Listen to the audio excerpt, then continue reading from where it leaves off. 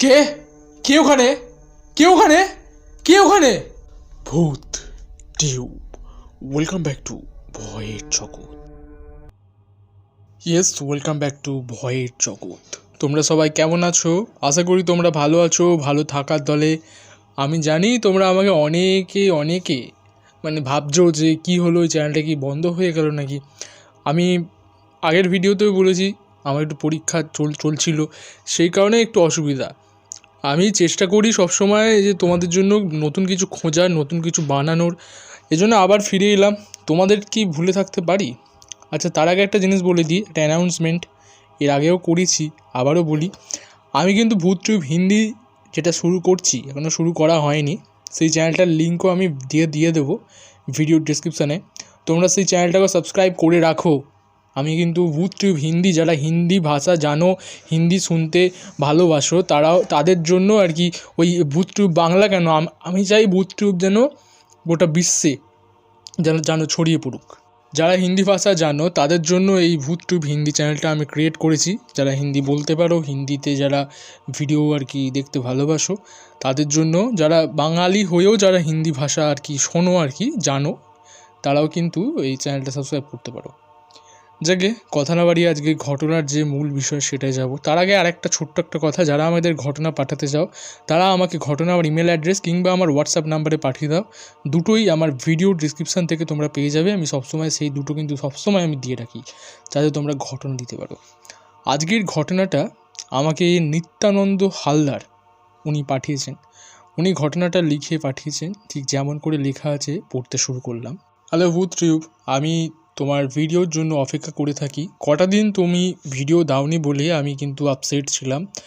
2 week কি 3 week মতো video আসেনি তোমার। আমি ভাবলাম যে কি হলো, কোনো ভিডিও আসছে না কেন। আমি ভিডিও আসছে দেখে আমি একটা ঘটনা পাঠাবো এই প্ল্যানিং করে ফেলি। তোমার হোয়াটসঅ্যাপ নাম্বার থেকে ঘটনাটা পাঠাই। আশা করি তুমি ভালো আছো, ভালো থাকার দলে। এই ঘটনাটা আমার এক বন্ধুর সাথে ঘটেছে, ঠিক যেমন করে আমার বন্ধু আমাকে বলেছে তেমন করে আমি লিখে পাঠালাম। এই ঘটনাটা আজ থেকে প্রায় 21 বছর আগের ঘটনা। তখন আমি ক্লাস 6-এ পড়তাম। আমি যে গ্রামে থাকতাম, বর্তমানে আমি এখন শহরে থাকি। ছোটোবেলায় আমি যখন ছোট ছিলাম, যখন আমি ক্লাস 6-এ, তখন আর বয়সই বা কত হবে সেটা তোমরা আন্দাজ করে নাও।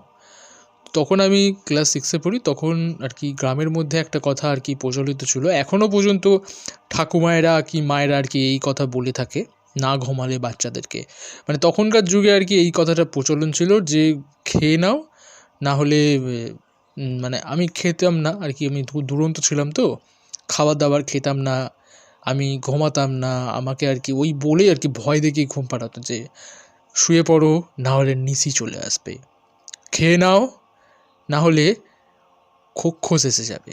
তা আমি তখন এই জিনিসগুলো অতটা বেশি জানতাম না, যে কী নিশি কী খোঁজ এইসব আমি কিছুই সেরকম জানতাম না। তো আমি প্রতিদিনের মতো আমি আমার ঠাম্মির সাথে আর কি ঘুমাতাম। ঠাম্মি আমায় খুব ভালোবাসতেন, তো এই জন্য আমিও ঠাম্মিকে খুব ভালোবাসতাম। ঠাম্মির সাথে আর রাত্রিবেলা আর কি ঘুমাতাম। খাওয়া দাওয়া করে প্রতিদিনের মতো ঘুমিয়েছি। রাত তখন কটা বাজে জানি না, আমাকে আমার নাম ধরে কেউ একজন ডাকছে। খুব চেনা একটা গলা, আমার এক বন্ধুর গলা, তার নাম হলো রিতম। সে আমাকে আমার নাম ধরে ডাকছে, রাজু, এ রাজু, রাজু। আমি সাড়া দিই, কে কে রে, কে ডাকছিস, কে রে রিতম, তুই কোথায়? আমি যখন এরকম হাঁকাহাঁকি শুরু করে দিয়ে আমার ঠাকুমা উঠে ঘুম ভেঙে যায় আর কি। বলে কী হলো তুই চিল্লাচ্ছিস কেন? আমি বললাম যে দেখো না, আমার এরকমভাবে ঠাকুমা আমাকে ডাকছে কেউ একজন, রাজু রাজু বলে, রিতম আমার বন্ধু। ঠাম্মি তো ভয়ে হাত পা কাঁপছে, যে হ্যাঁ ওরে বাবা, এ তো নিশির ডাক, ঠাকুমার নাম করছে। হঠাৎ করে সে ঠাকুমা উঠে বাড়ি মাথায়, যে দেখো দেখো ছেলের কি হলো। আমার বাবা মা আসে, সব ঘটনা বলা হয়। আমাকে তো সেদিন রাত্রিবেলা আর কি কেউই ঘুমায়নি। পরের দিনই সকালবেলায় আমাকে আর কি এটা নিয়ে যায় একটা একটা সাধু গোছের একটা মানুষের কাছে। উনি নাকি সব খুব ঝাড়ফুঁক করেন আর কি। উনি আমাকে পা থেকে মাথা পর্যন্ত 3 থেকে 4 বার ভালো করে দেখলেন।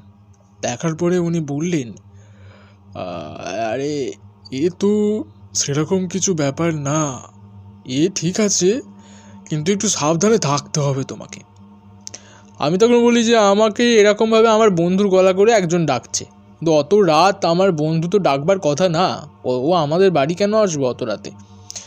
তো আমাকে কী সব জল টল দেয় গায়ে, আমার ঠান্ডা লাগছে, আবার তার মধ্যে আবার আমাকে ফু দেয়, কী সব আমার হাতে টাতে বেঁধে দেয়, বলে যে ঠিক আছে তুমি আর চিন্তা করো না, তুমি বাড়ি যাও। আমাকে বলে যে তুমি একটু সাবধানে থাকবে, রাত্রিবেলা সবার সাথে ঘুমাবে। তো যাই হোক, সেদিন সন্ধেবেলা আমি মাঠ থেকে খেলে যখন আমি বাড়ি ফেরার পথে, আমার বাড়ির দিকে যাওয়ার পথে যে রাস্তাটা পড়ে সেই রাস্তার ধারে আমি টয়লেট করছিলাম। তো সেই সময় আমি সোজা, তখন ঠিকঠাক পুরোপুরি সন্ধে হয়নি, সন্ধে নামবে এরকম ব্যাপার, আমি স্ট্রেট তাকিয়ে আছি, আমি দূর থেকে দেখতে পাচ্ছি একটা গরু আর কি মরে গেছে। তো সেই মরা গরুটাকে, বিরাট বড় একটা গরু, আমার বাড়ি থেকে দূরে যেখানে আমরা মাঠ আছে, মাঠের অপোজিটে আর কি, গরু বা কুকুর টুকুর মারা গেলে আর কি সেখানে ফেলে দিয়ে আসে, সেখানে শকুন টকুন বা কিছু এসে আর কি ছেড়ে খায়। তো আমি সেখানে দেখতে পাচ্ছি একটা গরুকে কেউ হিড়ির করে টানতে টানতে নিয়ে যাচ্ছে পা ধরে, আর কেউ বলতে একটা ইনভিজিবল, কেউ যদি কোনো জিনিসকে হিড় করে টানতে টানতে নিয়ে যায় ঠিক যেরকম লাগবে, কিন্তু কেউ বলতে সেখানে কেউ ছিল না, কিন্তু দেখি অটোমেটিক ওটা মুভ হচ্ছে, কেউ মনে হচ্ছে না তাকে টানতে টানতে নিয়ে যাচ্ছে, একটা ইনভিজিবল একটা কিছু, অদৃশ্য। এটা আমার জীবনের সবথেকে ভয়ের একটা মুহূর্ত। ওই অবস্থাতে আমি দৌড়েছি ভয়ে বাড়ির দিকে। তো প্রথম ঘটনা এটাই। আমি বলি বাড়িতে, আমাকে তো আর বাড়ির বাইরেই বেরোতে বারণ করে, বলে যে তুমি এখন আর বেরোবে না।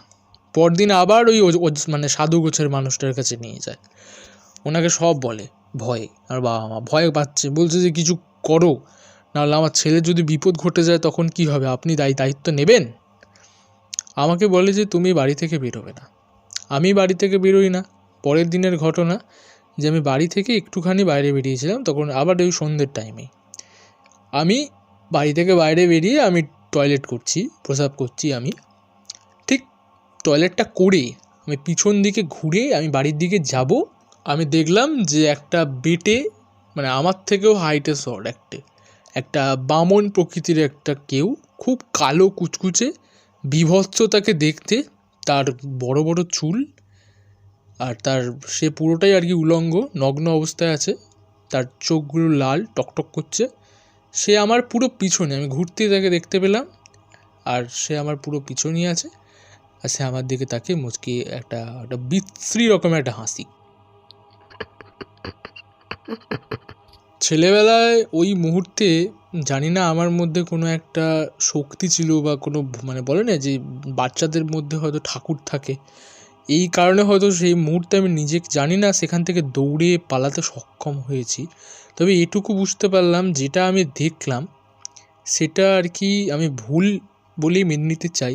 তখন অনেক ছোট আমি, আমার জীবনে একটা বড় একটা শখ এটা, যে এরকম কিছু হতে পারে। আমি জানতামও না, আমি কিছু জানি না।